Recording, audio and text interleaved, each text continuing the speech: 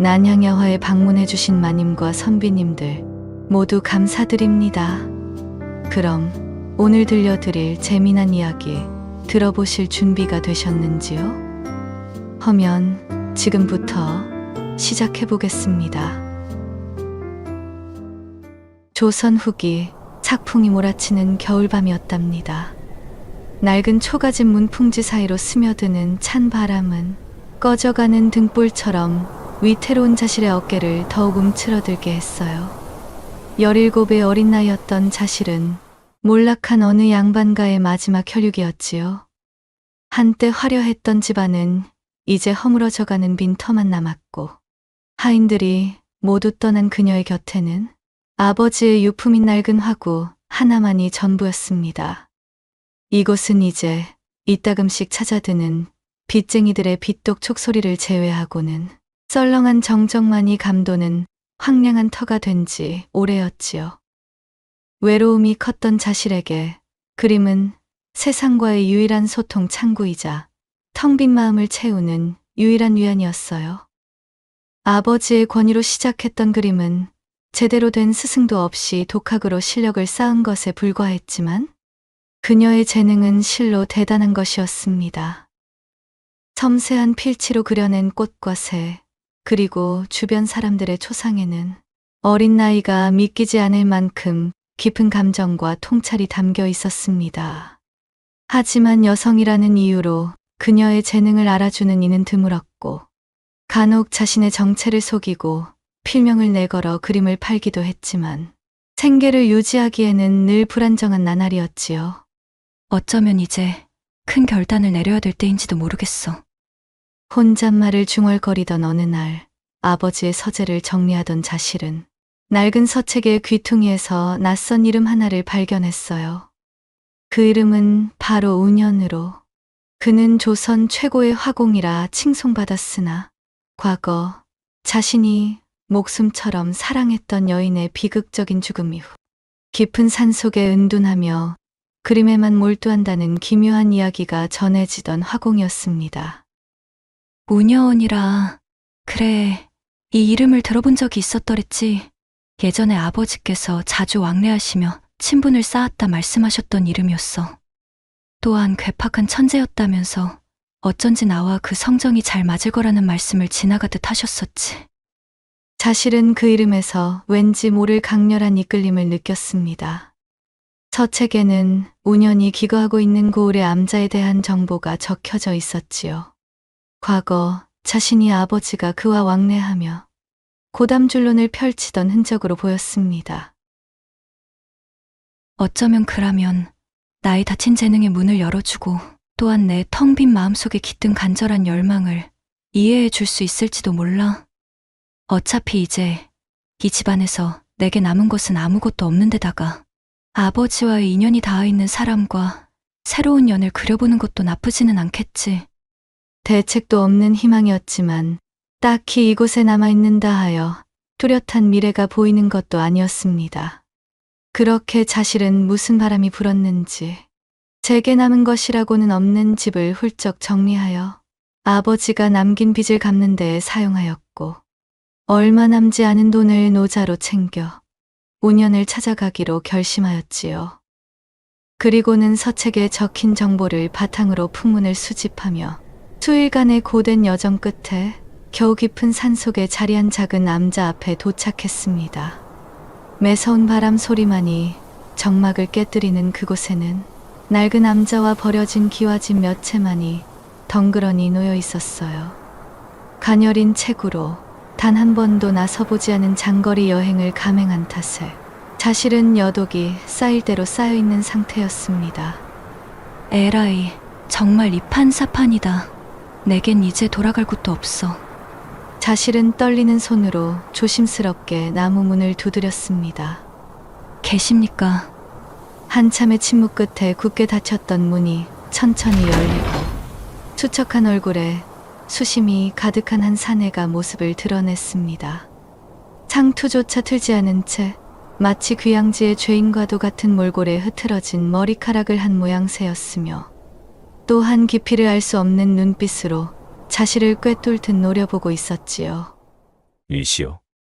사내의 물음에 자실은 어렵게 숨을 삼키며 떨리는 목소리로 말했습니다. 저 소녀는 자실이라 합니다. 혹시 운현이라는 함자를 가지신 화공이신지요? 뭐 그런 이름을 가지고 있었던 적은 있소이다. 지금은 다 놓고 산 이름이오. 헌데 왜 그러시오? 생전 저희 아버지께서 연이 닿아 있음을 알려주셔서 먼 고을서 직접 뵙기 위해 찾아왔습니다. 아버지? 아니, 처자의 아버지가 뉘시기에? 자실은 돌아가신 자신의 아버지에 대한 설명을 천천히 이어갔고 사내는 그제야 기억이 난다는 듯 고개를 끄덕였지요. 아, 그렇군. 돌아가셨다니 유감이오. 헉 좋으신 분이셨거늘. 보시다시피 나는 속세와 연을 끊은 지가 좀 되어 그러한 소식조차 모르고 있었소이다. 헌데 작고하신 아버님의 소식을 전하러 이 먼 곳까지, 그것도 아녀자의 몸으로 직접 오신 것은 아닐 것이고 본 용무는 무엇이오? 그것이 실은 그림을 제대로 배우고 싶어 찾아왔습니다. 자실이 머뭇거리며 대답하자 오녀는 말없이 자실을 아래 위로 훑어보았습니다. 그의 시선은 차갑고 매서웠지요. 여인이 그림을 배워 무엇하겠다는 것이오? 으리으리한 기와집에서 팔자 좋게 사군자나 치는 것으로는 부족하다는 이야기오? 붓 대신 바느질이나 익히는 것이 현명할 터인데. 자실은 그의 냉담한 태도에 낙담하지 않고 용기를 내어 답했습니다. 소녀에게 그림은 단순한 재주가 아닙니다. 세상을 보고 제 마음을 표현하는 유일한 방법입니다. 부디 제게 가르침을 주십시오. 오녀는 자실의 단호한 눈빛을 잠시 응시하더니 깊은 한숨을 내쉬었어요. 돌아가시오. 나는 이미 붓을 놓은 지 오래고 누구에게도 가르침을 줄 마음이 없소. 그러자 자실은 두 무릎을 꿇고 간절하게 애원했습니다. 부디 한 번만이라도 제 그림을 보아주십시오. 스승님의 그림에 담긴 깊이를 조금이라도 닮고 싶습니다. 그리고 이제 저는 돌아갈 곳도 없습니다. 무모하다고 생각하실 수는 있겠으나 이미 거쳐도 몽땅 정리하고 온 터입니다. 여기서 문전박대 하시겠다면 저를 객사하도록 방조하는 것과 같으시니 이래 주구나 저래 주구나 매한가지여요. 허니 제 그림이라도 한번 보신 뒤에 결정해 주십시오. 오녀는 굳게 입을 다물고 미동도 하지 않았습니다. 자실은 그의 차가운 거절에도 포기하지 않고 품속에서 조심스럽게 화첩을 꺼내 그의 앞에 펼쳐 놓았어요. 바람에 화첩의 종이장이 팔랑거리고 그 위에 그려진 섬세한 꽃과 새 그림들이 희미한 달빛 아래 모습을 드러냈습니다. 오년의 시선이 화첩 위에 멈췄습니다. 그는 한동안 말없이 그림들을 조심스럽게 살펴보았답니다. 그의 굳었던 표정에 미세한 변화가 감지되었어요. 깊이를 알 수 없던 그의 눈빛에 희미한 빛이 스치는 듯 했지요. 이거 꽤나 놀랍군 그래. 이것이 정녕 당신이 직접 그린 것이란 말이오? 오년의 목소리는 처음보다 조금 부드러워져 있었습니다. 자실은 조심스럽게 고개를 끄덕였지요. 예, 아직은 한참이나 부족한 솜씨입니다만. 오년은 자리에서 일어나 화첩을 들어 올려 더욱 자세히 그림들을 살펴보았습니다. 그의 손가락이 조심스럽게 그림 위를 쓸었어요. 제대로 된 스승도 없이 독학으로 이 정도 경지에 이르렀다니 이것은 상당히 놀랍군. 그의 칭찬에 자실의 얼굴에 웃음이 피어올랐습니다. 희망의 빛이 어둠 속에서 조용히 피어나는 듯 했지요.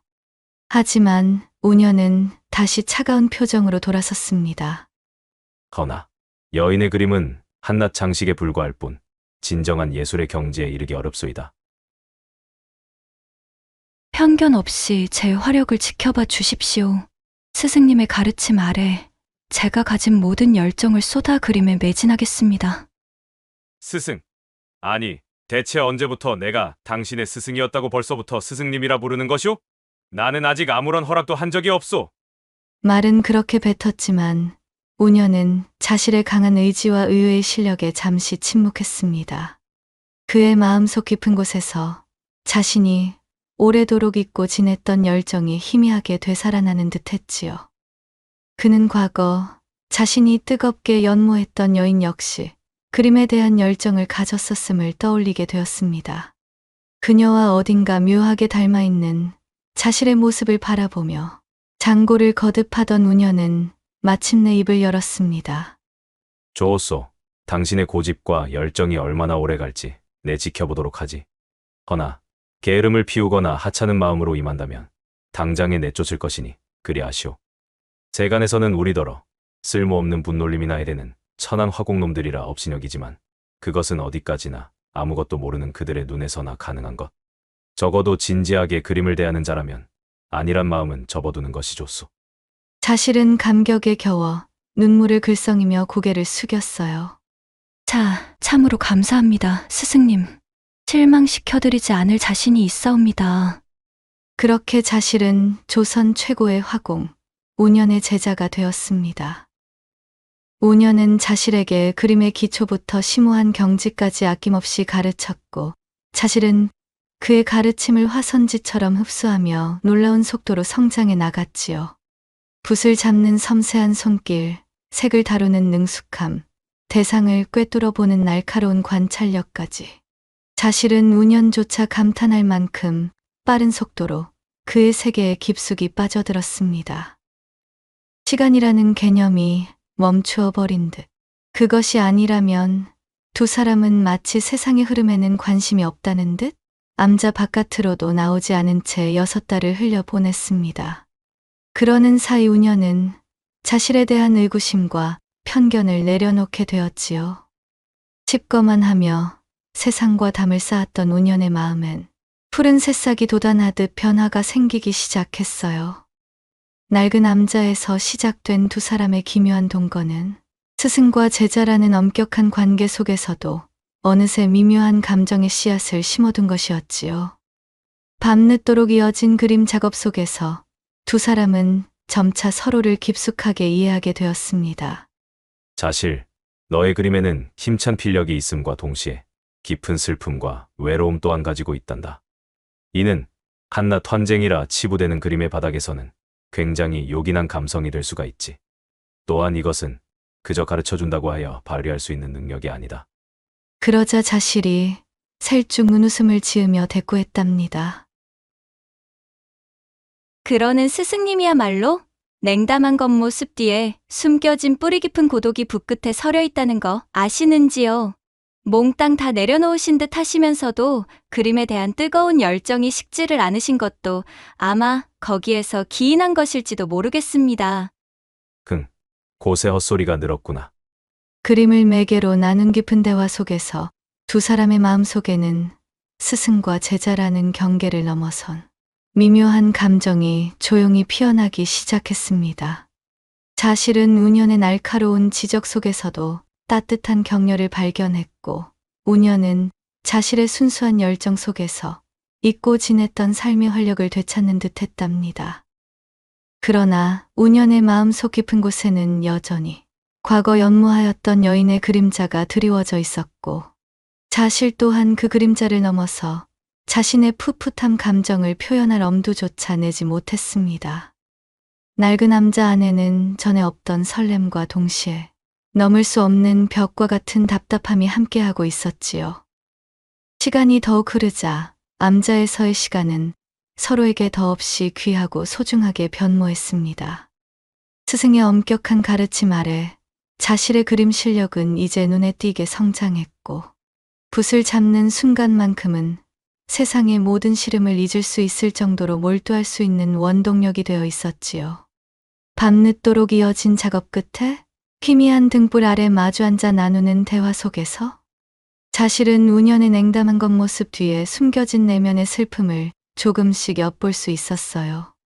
그의 붓끝에서 피어나는 매화 그림에는 형언할 수 없는 애절함이 묻어났고, 때때로 흘러나오는 그의 탄식은 깊은 상실감을 담고 있었지요. 자실의 마음속에는 스승을 향한 존경과 더불어 그의 슬픔을 함께 나누고 그의 텅 빈 마음을 채워주고 싶은 간절한 연모의 감정이 점점 더 커져갔습니다. 하지만 우년은 쉽게 마음의 문을 열지 않았어요. 그의 시선은 늘 과거에 머물러 있는 듯했고, 자신이 다가가려 할 때마다 보이지 않는 벽을 세우는 듯 했지요. 어느덧 계절은 바뀌었고 새하얀 눈발이 날리던 암자 주변에도 푸릇한 새싹이 돋아나고 있었습니다. 자실은 따스한 햇살 아래 정원을 거닐다 문득 운현의 작업실 문틈으로 새어나오는 격양된 목소리를 듣게 되었어요. 참으로 답답하십니다. 스승님께서는 어찌하여 이리도 어리석으십니까? 낯선 남자의 날카로운 외침에 자실은 깜짝 놀라 발걸음을 멈췄습니다. 조심스럽게 문틈으로 안을 들여다보니 화려한 옷차림의 젊은 사내가 잔뜩 흥분한 얼굴로 운현에게 격렬하게 항의하고 있었어요. 그의 이름은 기주로 그는 한때 운현의 전도유망한 수제자였습니다. 그러나 서로의 화풍이 물과 기름처럼 엇나가기 일쑤였고 또한 기주의 마음속 탐욕이 그의 실력을 일정 수위 이상 올라서지 못하게 하고 있었지요. 이를 눈치챈 운현은 그를 설득하였으나 이미 자만이 극에 달한 기주에게는 소용이 없었습니다. 그렇게 관계가 소원해졌던 두 사람이었으나 기주는 화공들의 모임에서 자신이 인정을 받기 위해서는 그들에게 전설적인 존재로 추앙받던 운현의 이름이 필요하다는 것을 깨달았지요. 그리하여 운현의 곁으로 돌아오려 해보니 제자의 자리, 더 나아가 운현에 비어있던 커다란 구멍마저 메우고 있는 자실의 존재를 알게 된 것이었습니다. 게다가 그녀는 천재적인 재능까지 겸비하고 있었으니 기주는 자실이 나타나면서부터 모든 것이 틀어졌다고 여기고 있었지요. 그의 얼굴에서 원망과 질투심이 폭발하는 듯 보였고 이내 격분한 목소리로 외쳤습니다. 제게는 그토록 모질게 대하시더니 어찌하여 저런 삼류화공인 여인에게는 그토록 구하신 겁니까? 여류화공 따위가 스승님의 경지를 이해나 할 수 있다고 생각하십니까? 그 입 함부로 놀리지 마라. 자실은 네가 감히 넘볼 수 없는 재능을 지니나이니라. 재능? 웃기시지 마십시오. 스승님의 뒤를 이을 사람은 저 하나뿐이었습니다. 오직 제가 유일한 당신이 제자였다는 말입니다. 헌데 저 여자가 나타나면서부터 스승님은 단단히 이상해지셨다 이겁니다. 여류화공에게 재능을 들먹이는 것부터 오랜 기간 이어오던 칩거도 그만두고 이제는 함께 장에도 나서신다죠? 그녀의 이름과 성을 숨기고 벌써부터 화공들의 모임에도 출품시켰다는 것 또한 알고 있습니다. 스승님의 뒤를 이을 불세출의 천재가 나타났다며 아주 떠들썩하더군요. 기주가 주먹을 꽉 쥐며 말을 이었습니다. 스승님은 과거 그 여인에게 한 번 데이지 않으셨습니까? 어찌 또다시 여인이라는 족속을 믿고 제자로 삼으신단 말입니까? 그러자 운현의 얼굴이 경로로 일그러졌습니다. 네 이놈, 닥치거라. 네가 감히 그 아이를 입에 담을 자격이 없다. 어찌하여 아니 됩니까? 세상 사람들은 다 압니다. 스승님의 그 가련한 첫사랑이 어찌 죽었는지.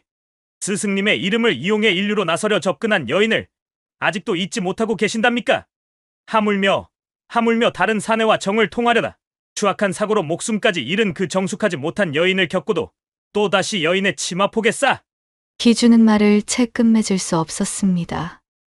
운현이 던진 벼루에 이마를 맞고 뒤로 넘어졌기 때문이지요. 이 모든 언쟁을 듣고 있던 자실은 충격에 입을 틀어막았어요. 빗장처럼 잠겨있던 운현의 과거에 얽힌 이야기들, 그리고 생전 처음 보는 그의 격분한 모습에 온몸이 얼어붙는 듯 했지요. 당장 여기서 꺼지거라. 다시는 내 눈앞에 나타나지 마라. 기주는 몸을 일으켜 자신의 이마를 매만지더니 섬뜩한 눈빛으로 운현을 쏘아보았어요. 좋습니다. 스승님의 그 위선적인 가면을 제가 직접 벗겨내 드리죠. 조만간 스승님의 과거, 그 여인을 스승님 곁에 붙잡아두기 위해 스승님께서 얼마나 더러운 방법으로 그녀의 그림을 대필해 주었는지, 또한 그런 여인이 스승님을 안중에도 두지 않고 그저 이용해 먹으며 다른 사내들과 정을 통하다 어찌 목숨까지 잃게 되었는지, 그 추악한 비밀을 화공들의 모임에 낱낱이 폭로할 테니까. 그는 이를 갈며 작업실 문을 박차고 나갔습니다. 전후 사정을 제대로 알지 못했던 자실이었지만 그럼에도 분위기가 심상치 않다는 것만은 잘 알고 있었습니다. 그녀는 씩씩거리며 암자를 나서려는 기주를 뒤쫓았지요. 기주에 대한 이야기는 운현에게서 종종 들을 수 있었습니다. 실력을 웃도는 탐욕에 어쩔 수 없이 제자에서 내친 이야기. 그것에 앙심을 품고 운현에게 복수심을 가지고 있다는 이야기까지. 그는 운현에게 충분히 해가 되는 행동을 할 수 있는 사람이었기에 자실은 이대로 그를 돌려보내면 안 될 것만 같다는 생각에 사로잡혔습니다. 어렵게 기주를 따라잡은 자실은 간절한 목소리로 그에게 매달렸습니다. 기주 도련님, 부디 스승님의 과거를 들추지 말아주세요. 그분은 이미 깊은 상처를 안고 계십니다. 그러자 기주는 냉소적인 표정으로 자실을 내려다보았습니다. 흥, 이 더러운 계집. 지금 누가 누구의 걱정을 하고 있는 것이냐? 여류화가 나부랭이 주제에 감히 여인의 교활한 습성을 이용하여 스승의 눈을 멀게 만들다니. 네가 그 외골수의 옆에 붙어있는 한 내 분노는 멈추지 않을 것이다. 제가 어떻게 하면 되겠습니까? 저 때문에 화가 나셨다면 저에게 푸셔요. 제발 스승님께는 해를 끼치지 말아주십시오. 이제야 겨우 마음의 안식을 되찾고 웃음을 보이시는 분입니다. 허니, 부디 부탁드립니다. 당신도 한때는 스승님의 제자이지를 않으셨습니까? 자실이 눈물을 글썽이며 애원했어요. 기주는 잠시 생각하더니 음흉한 미소를 지으며 입을 열었습니다. 좋은 수가 있지. 네가 영원히 운현의 곁을 떠나 다시는 붓을 들지 않겠다고 맹세하거라. 천재적인 재능을 겸한 신성이 사라진다면 다시 세간의 주목을 받는 것은 내가 될 테니까. 어때? 그 정도 대가라면 운현 그자의 추악한 과거를 덮어줄 수도 있지. 자실은 그의 비열한 제안에 분노와 슬픔을 동시에 느꼈습니다. 그럴 수는 없습니다. 사랑하는 스승님을 버릴 수도 없고 스승님과의 약속을 저버리고 제 그림을 포기할 수도 없습니다. 제가 그리 포기한다면 스승님은 분명 제게 실망할 것입니다. 당신의 그런 비겁한 술수로는 결단코 명예를 얻을 수 없을 겁니다. 자실은 단호하게 거절했습니다. 그녀의 완강한 태도에 기주는 격렬한 분노를 느꼈어요. 그는 섬뜩한 눈빛으로 자실을 노려보았답니다. 흥, 어디 마음대로 해보거라. 내 너를 직접 대면해보니 생각보다 훨씬 더 건방진 계집이로구나. 아무래도 계획을 앞당겨야 할 것만 같군. 너 반드시 후회할 날이 올 것이라. 기주는 이리같이 매서운 눈빛을 보인 뒤 몸을 획 돌려 암자를 빠져나갔지요. 자실은 멍하니 서서 그가 사라지는 것을 바라보며 불안한 마음을 추스렸습니다. 그렇게 기주가 한바탕 암자를 헤집고 나간 이후로 한 달의 시간이 더 흐른 어느 날이었지요. 화공회의 모임이 있어 출타한 운현의 심부름을 위해 멀리 떨어져 있는 화구소에 다녀오던 자실은 어느새 어둑어둑해진 어두운 산길을 홀로 걷고 있었습니다. 아이고, 서둘렀어야 했는데 족제비털붓을 구경하느라 늦장을 부렸더니 너무 늦어버렸지 뭐야. 점점 더 어두워지는 주변을 둘러보며 그녀가 부지런히 발을 놀리고 있을 때였습니다. 풀숲의 안쪽에서 부스럭거리는 소리가 들리더니 예상치 못한 그림자들이 그녀를 덮쳐왔습니다. 누구셔요? 어찌 이러십니까? 험악한 인상의 괴한들은 순식간에 자실을 제압했고 그렇게 그녀는 저항할 틈도 없이 깊은 계곡 아래로 던져졌어요. 마침 밤새 내린 폭우로 불어난 것엔 물줄기는 당황한 자실을 매정하게 휩쓸어 버렸습니다. 사람 살려! 차가운 물 속에서 자실은 호흡을 헐떡였습니다. 격렬한 물살은 그녀의 연약한 몸을 인정사정 없이 휘둘렀고 머리를 부딪힌 고통과 숨막히는 압박감 속에서 그녀는 점차 의식을 잃어갔지요. 어둠이 그녀의 눈앞을 완전히 잠식해갈 때 그녀의 뇌리에는 스승 운현의 슬픈 눈빛과 기주의 섬뜩한 미소만이 희미하게 스쳐 지나갔답니다. 얼마나 시간이 흘렀을까요? 자실은 희미한 온기에 낯선 감각에 눈을 떴습니다. 축축하고 차가운 강바닥이 아닌 부드러운 이부자리의 감촉이 그녀의 등을 받치고 있었어요. 희미하게 보이는 천장은 낯설었고 코끝을 간지럽히는 따뜻한 온기와 은은한 약초향 또한 그녀에게 낯설었습니다. 목에서 억눌린 신음이 터져 나왔습니다. 온몸의 뼈마디가 쑤시는 듯한 고통과 함께 떼질 듯한 두통이 그녀를 덮쳤답니다. 아, 깨어나셨군요. 놀란 듯 다정한 목소리가 그녀의 귓가에 들려왔습니다. 힘겹게 고개를 돌리자 단정하고 차분한 인상의 젊은 선비가 걱정스러운 눈빛으로 그녀를 내려다보고 있었어요. 그의 곁에는 낡은 약탕기와 깨끗한 물수건이 놓여 있었습니다. 여기는 어디? 자신의 목소리는 갈라지고 희미했어요.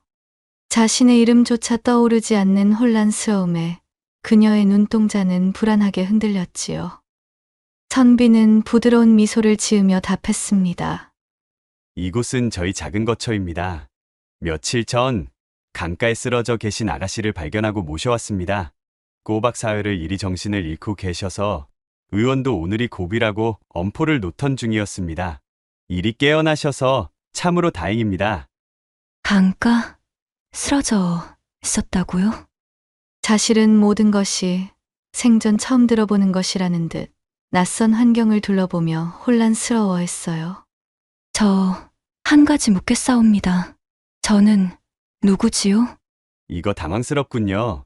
그것은 오히려 제가 물어보아야 할 말인데 안타깝게도 물에 휩쓸리며 머리를 다치신 것인지 기억을 잃으신 것으로 보입니다. 무슨 일이 있었는지는 모르겠으나 무리하게 떠올리려 하지 마십시오. 안정을 취하시는 것이 우선입니다. 그는 따뜻한 차를 내밀며 조심스럽게 말을 건넸어요. 저는 도경이라 합니다. 이 근방에서 글을 읽고 아이들을 가르치며 살고 있는 변변치 못한 선비 나부랭이지요.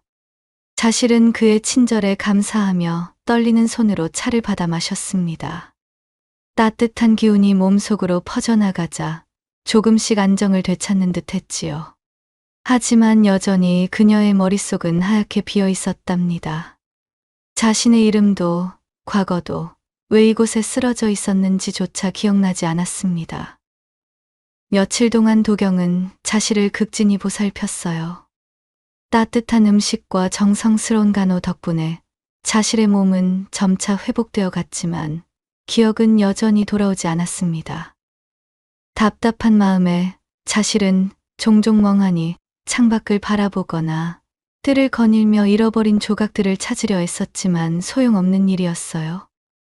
그렇게 시간을 보내던 어느 날, 자신은 무료함을 달래기 위해 도경에게 종이와 붓을 빌려 그림을 그리기 시작했습니다. 놀랍게도 붓을 잡는 순간 그녀의 손은 망설임 없이 움직였어요. 마치 오랫동안 잊고 있었던 본능처럼 그녀의 붓끝에서 섬세한 꽃과 아름다운 풍경들이 살아 움직였지요. 그림을 그리는 동안만은 희미하게나마 마음의 안정을 느낄 수 있었답니다. 도경은 자신의 놀라운 그림 실력에 감탄하며 조심스럽게 말을 건넸습니다. 정말 놀라운 솜씨시군요. 혹시 전에 그림을 그리셨던 적이 있으신가요? 사실은 잠시 생각에 잠겼지만 여전히 아무것도 떠오르지 않았어요. 모르겠습니다. 하지만 붓을 잡으면 왠지 모르게 마음이 편안해집니다. 도경은 그녀의 재능을 안타까워하며 조용히 말했습니다. 이리 훌륭한 솜씨를 두고서 기억을 잃으셨다니 안타깝습니다. 저기, 혹시 말입니다. 제가 당신에게 새로운 이름을 지어드려도 되겠습니까? 기억을 찾으실 때까지 편히 부를 수 있어야 하는데 제가 언제까지 그저 무명랑자라 부를 수만도 없는 노릇이라. 네, 그 편이 좋을 듯 싶군요. 부탁드립니다. 도경은 잠시 생각하더니 부드러운 목소리로 말했습니다. 그림을 그리시는 모습이 마치 청아한 냇물처럼 맑고 아름다우십니다. 시연이라 부르는 것은 어떠신지요? 그렇게 자신은 기억을 잃은 채 도경이 지어준 새로운 이름인 시연으로 그의 따뜻하고 인자한 보살핌 속에서 낯선 삶을 시작하게 되었습니다. 한편 순간적으로 치밀어 오른 질투심과 욱하는 마음으로 왈패들을 사주하여 자신을 벼랑에서 밀어버렸던 기준은 자신이 행방불명된 이후로 매일 밤을 초조하게 보내고 있었지요. 남들보다 시샘이 많고 탐욕에 눈이 멀어 있긴 하였으나 그는 뼛속까지 못되고 악한 인간의 그릇이 아니었습니다. 게다가 자신은 그저 자신이 마음을 고쳐먹도록 겁이나 좀 줄 생각으로 왈패드를 사주한 것이었으나 대체 중간에서 어떤 식으로 이야기가 전달되었는지 왈패들은 기주가 시키지도 않은 터무니없는 짓을 벌이고 만 것이었지요. 대체 어찌 저런 정신 나간 작자들이 있다는 말인가? 멀쩡한 사람을 벼랑에서 미기는 어찌 밀어버린단 것이야? 그저 맹랑한 계집의 버릇이나 고쳐줄 심산이었지. 그렇다고 사람을 해할 마음 따위는 추호도 없었거늘. 사람을 해한다는 것이 생각만큼 그리 쉽게 행할 수 있는 것은 아니었기에 기주의 마음은 내내 불편하기 짝이 없었지요.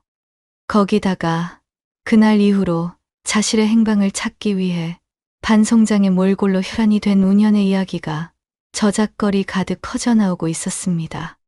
운현은 식음도 전폐한 채로 사라져버린 자신을 수소문하고 있었지요.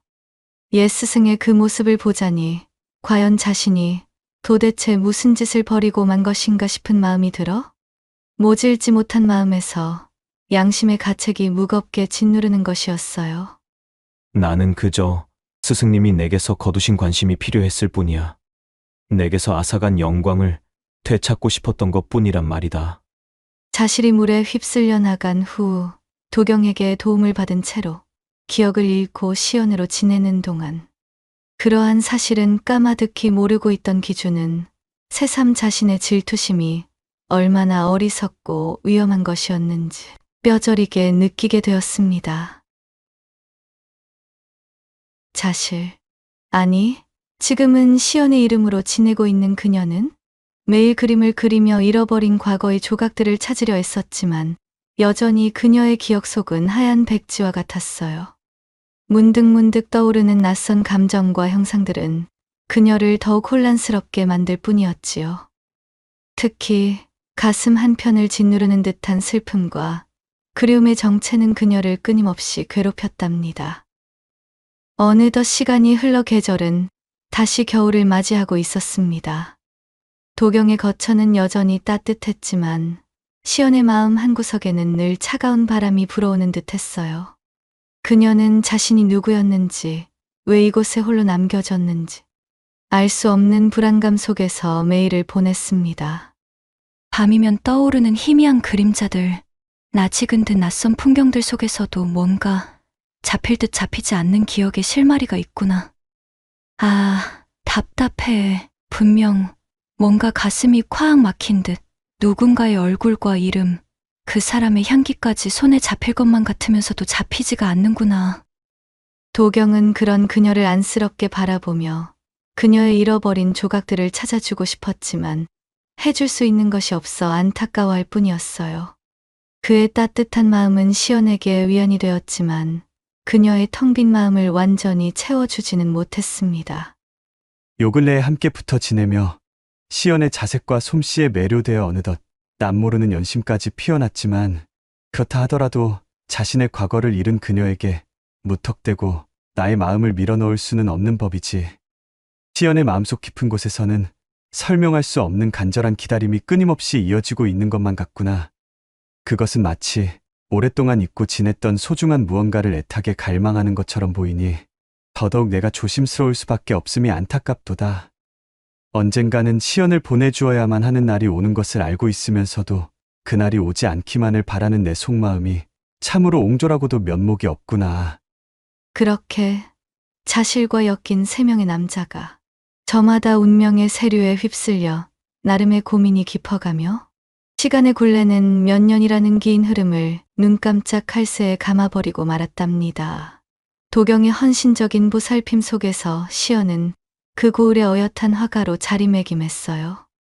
선비님, 오늘은 제 그림 몇 점이나 팔고 오셨나요?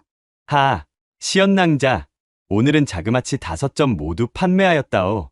이거 뭐, 나날이 낭자의 그림을 찾는 손님들이 화방을 찾는다던데 이러다가 조선 팔도 제1의 화공이 되는 것도 시간 문제인 듯만 싶소. 그녀의 독창적이고 섬세한 화풍은 점차 입소문을 타고 멀리까지 알려지기 시작했습니다. 특히 그녀가 그린 산수화와 인물화에는 형언하기 어려운 깊은 슬픔과 애틋함이 깃들어 보는 이들의 마음을 깊이 울렸답니다. 그리고 이것이 또 다른 운명의 물꼬를 띄울 줄은 누가 알았을까요?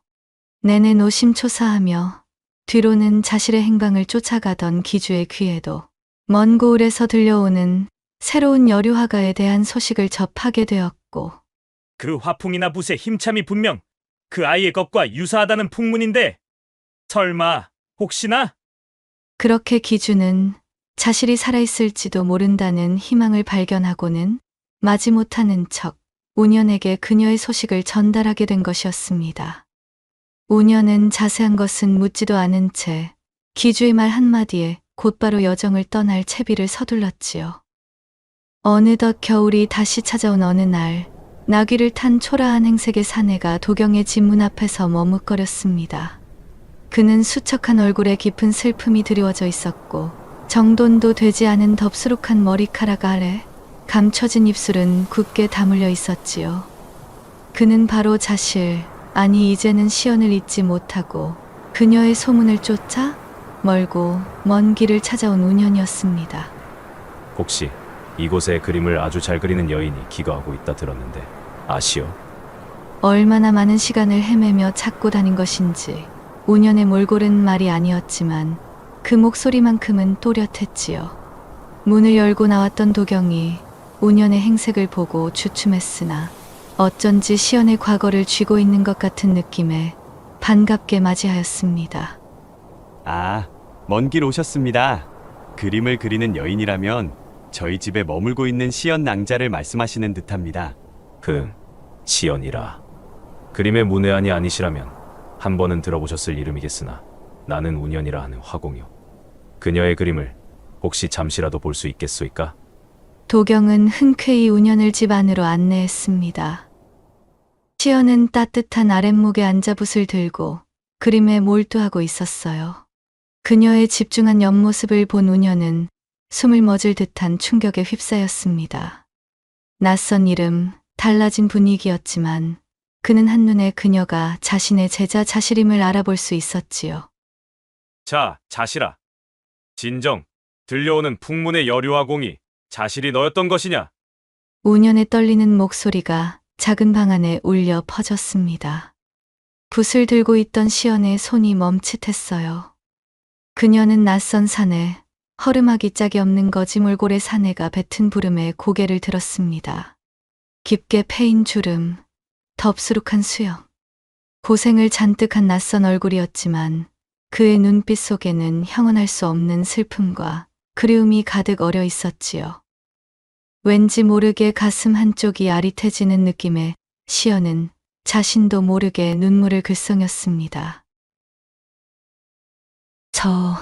저를 아십니까? 시연의 목소리가 떨려왔습니다. 기억 속에는 없는 낯선 사내였지만 그녀의 마음은 격렬하게 동요하고 있었습니다. 운현이 떨리는 걸음으로 시연에게 다가갔지요. 자실아, 내가 너의 스승 운현이다. 정녕, 내가 기억나지 않는 것이냐? 그의 목소리는 흐느낌에 가까웠어요. 시연은 혼란스러웠습니다. 운현, 처음 듣는 이름입니다. 하지만 당신의 눈빛이 너무도 슬퍼 도저히 처음 보는 사람 같지가 않아요. 아련한 눈빛으로 그의 눈을 마주하자 서서히 잊었던 기억의 파편들이 머릿속을 스쳐 지나가는 듯했습니다. 낡은 암자, 붓을 잡는 스승의 손길, 밤늦도록 이어졌던 그림 작업. 그의 곁에서 그의 얼굴을 바라보며 웃고 떠들며 키워나갔던 연심까지. 희미한 주마등들이 그녀의 뇌리를 스쳐갔답니다. 스승님. 그녀의 입술에서 떨리는 목소리가 흘러나왔습니다. 운현은 마침내 참았던 눈물을 터뜨리며 그녀의 손을 붙잡았어요. 두 사람은 눈물을 흘리며 서로를 힘껏 껴안았지요. 곁에서 이 모든 광경을 지켜보던 도경은 안타까운 마음으로 조용히 물러섰습니다. 그는 시연을 진심으로 아꼈지만 그녀가 잃어버린 과거와 그녀 마음속 깊은 곳에 자리한 그리움의 대상이 누구인지 어렴풋이 짐작하고 있던 차였습니다. 그는 대문 밖에서 운연을 마주했을 때부터 이미 그것을 느끼고 있었지요. 운연은 잃어버린 세월만큼이나 많은 이야기를 자실에게 들려주었습니다. 그녀가 사라진 후 절망했던 날들, 그리고 그녀를 잊지 못해 먼 길을 찾아온 간절한 마음을 전했답니다. 함께 그림을 그리고 과거에 함께 나눴던 추억들을 이야기하는 동안 시연에 닫혔던 기억의 문은 천천히 열리기 시작했어요. 낡은 남자의 풍경, 승의 따뜻한 격려, 그리고 가슴 저릿했던 연심의 기억들이 하나둘씩 되살아났습니다. 마침내 모든 기억이 되돌아온 밤, 시연은 운연의 곁에 앉아 그의 손을 잡았습니다. 스승님, 죄송합니다. 제가 너무 늦게 이다지도 시간이 지나고 나서야 스승님을 기억해내서. 운연은 따뜻한 눈빛으로 그녀의 눈물을 닦아주었어요. 아니다, 자실아. 다시 내 곁으로 돌아와 준 것만으로도 충분하다. 이제 다시는 너를 놓지 않을 것이다. 이 소중한 마음을 네가 내 곁에서 사라지고 나서야 깨닫게 되다니 참으로 바보 같구나. 모임에서 돌아온 이후 기주가 찾아와 내게 그러더군.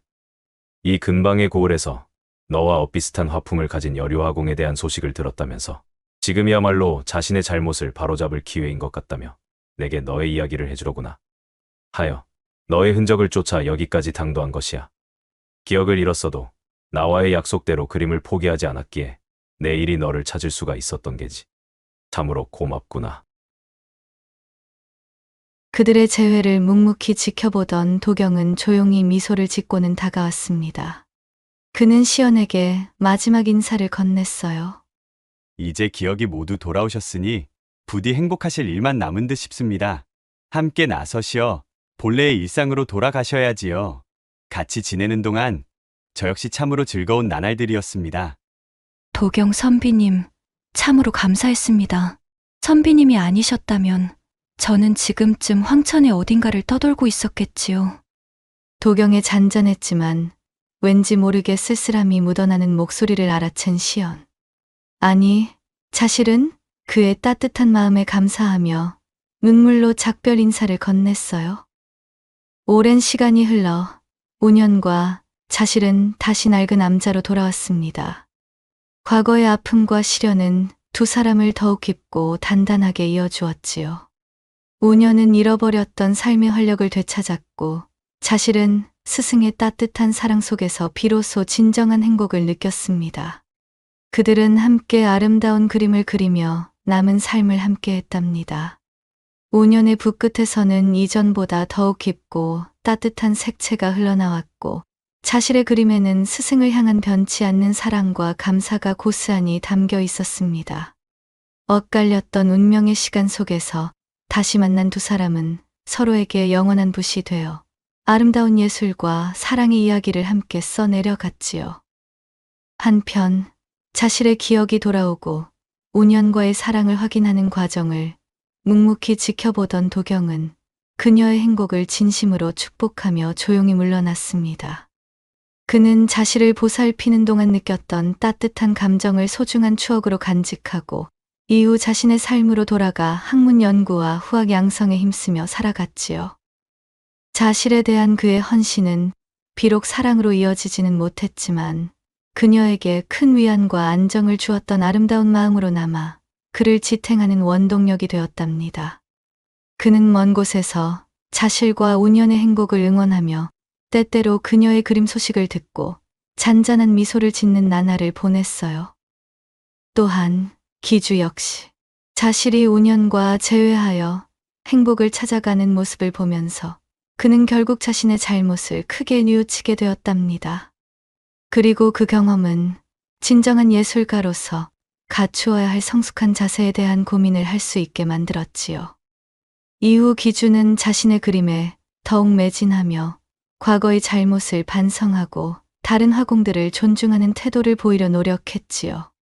인간적인 성숙을 통해 비로소 진정한 화공의 길을 걷게 되었으니 시간이 흐른 뒤 그는 자실과 운연에게 진심으로 사과했고 두 사람의 행복을 빌어주며 이후로도 좋은 관계를 유지하여 그림에 대한 고견을 나누는 사이로 발전하였다는 후문과 함께 난향야화의 13번째 이야기 보따리는 여기서 마무리하겠사옵니다. 난향야화에 방문해주신 여러분, 어떠셨는지요? 이야기의 끝까지 함께 해주셔서 너무나 감사드립니다.